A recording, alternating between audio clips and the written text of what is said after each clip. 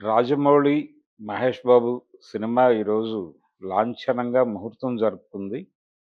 అయితే ఈ సినిమా కోసం ఏళ్ల తరబడి వెయిట్ చేయాల్సిన పరిస్థితి ఉంటుందేమో అనేటువంటి ఒక అభిప్రాయం. అంటే ఈరోజు లాంఛనంగా పూజ ప్రారంభమైంది గానీ, పూజతో ముహూర్తం చేశారు. అయితే రెగ్యులర్ షూటింగ్‌కి టైం పడుతుంది అనేటువంటి మాట వినిపించింది.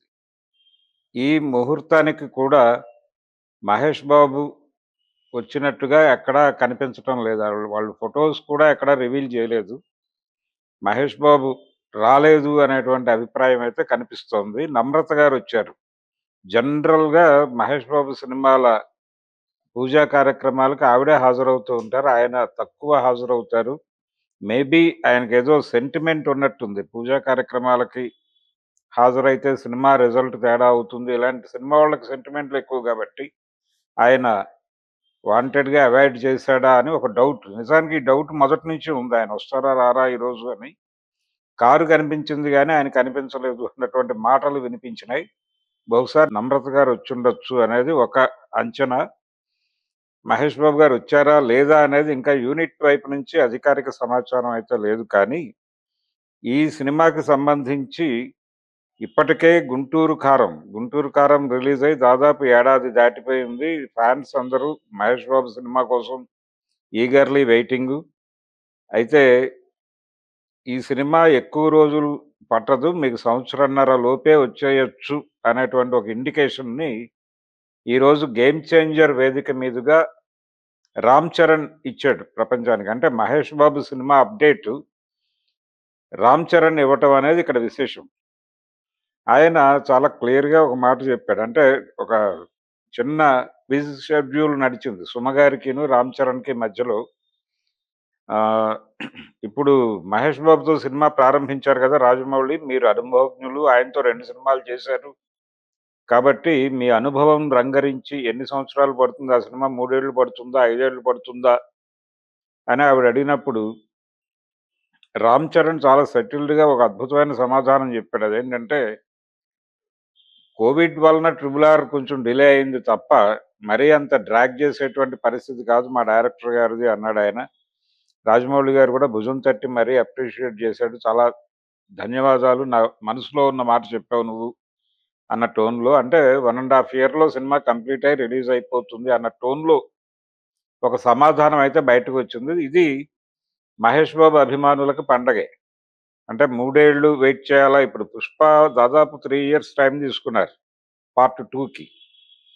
ప్రతి సినిమాకి ఇలా 3 ఏళ్ళు, 4 ఏళ్ళు టైమ్ తీసుకుంటే ఎలా అనేటువంటి ఒక పరిస్థితి క్రియేట్ అయింది. అభిమానులందరూ టెన్షన్ పడుతున్నారు. ఇప్పుడు పాన్ ఇండియా లేదు వరల్డ్ మార్కెట్ సినిమా అంటే పాన్ ఇండియా సినిమానే 3 ఏళ్ళు పట్టింది 'పుష్ప'. ఇది వరల్డ్ మార్కెట్‌ని టార్గెట్ చేస్తున్న సినిమా 5 ఏళ్ళు పడుతుందేమో అనేటువంటి ఒక అభిప్రాయాన్ని కొంత మేరకు బద్దలు కొడుతూ ఆయన 1 ½ ఇయర్‌లో కంప్లీట్ అయిపోతుంది. ఎవరు టెన్షన్ పడొద్దు అనేటువంటి టోన్‌లో రామ్ చరణ్ నోట ఆ మాట పలికించటం అనేది వ్యూహాత్మకంగా జరిగిందా? లేకపోతే కాకతాళీయంగా జరిగిందా? అనేది పక్కన పెట్టేస్తే, మొత్తానికి ఒక కమ్యూనికేషన్ అయితే ప్రపంచానికి అందింది. ఒక అప్డేట్ అందింది. 'గేమ్ చేంజర్' వేదిక మీదుగా మహేష్ బాబు, రాజమౌళి సినిమాకు సంబంధించిన అప్డేట్ అందటం అనేది ఇక్కడ కీలకమైనటువంటి అంశం.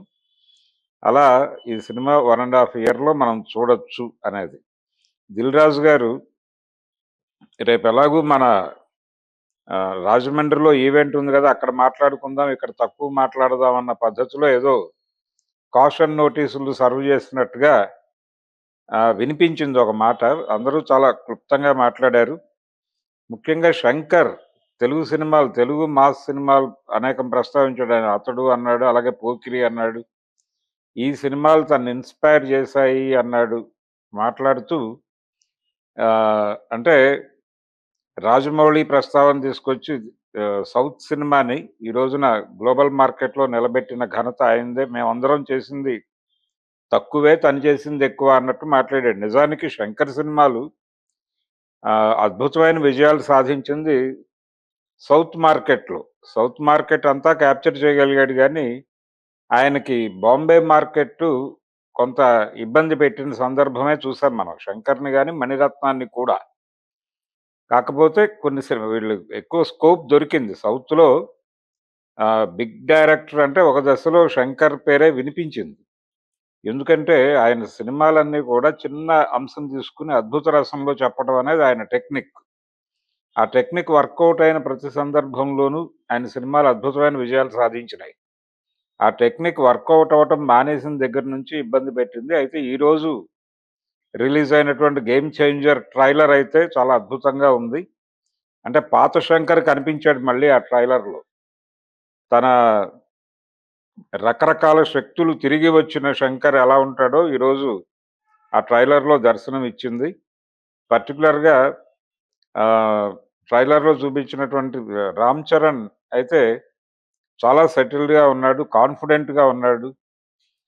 ప్రతి ఒక్క క్యారెక్టరు చాలా బలంగా తీర్చిదిద్దినట్టుగా కనిపించింది ట్రైలర్‌లో. ఇది ట్రైలర్ చూడడానికి ముందు వరకు ఈ సినిమా మీద ఈ సినిమా ఎలా ఉండబోతోంది అనే దానిలో అనేక సందేహాలున్నప్పటికీ, ఈ ట్రైలర్ చూసాక వీళ్ళు డెఫినిట్‌గా కొట్టబోతున్నారు అనేటువంటి ఒక కాన్ఫిడెన్స్‌నయితే ఇచ్చింది. ఈ సినిమా మీద విపరీతమైన బజ్ అయితే లేదు క్లియర్‌గా. అంటే 'శంకరే' దానికి కారణం ఒక రకంగా. 'భారతీయుడు 2' అనేటువంటి ఒక డిజాస్టర్ మీదుగా వస్తున్న సినిమా ఇది. కానీ ఎలా ఉండబోతోంది సినిమా అనేటువంటి టెన్షన్స్ ఉన్నాయి అందరిలోను. అభిమానుల్లోనూ ఉన్నాయి, అందరిలోనూ ఉన్నాయి. కానీ ట్రైలర్ మాత్రం ఈ రకమైన అనుమానాల్ని కొంచెం చెరిపివేయగలిగింది అని మాత్రం చెప్పొచ్చు. ట్రైలర్ ఒక హోప్ ఇచ్చింది. చరణ్ అభిమానులకి, అలాగే మెగా అభిమానులకి, 'దిల్ రాజు' గారికి పర్టిక్యులర్‌గా హోప్ ఇచ్చినటువంటి పరిస్థితి. పాజిటివ్ రివ్యూస్ వస్తున్నాయి ట్రైలర్ మీద. ఆహ్, సినిమా కొంచెం అంటే రెండోది ఇక్కడ ప్రధానంగా చెప్పాల్సిందేంటంటే 'పుష్ప'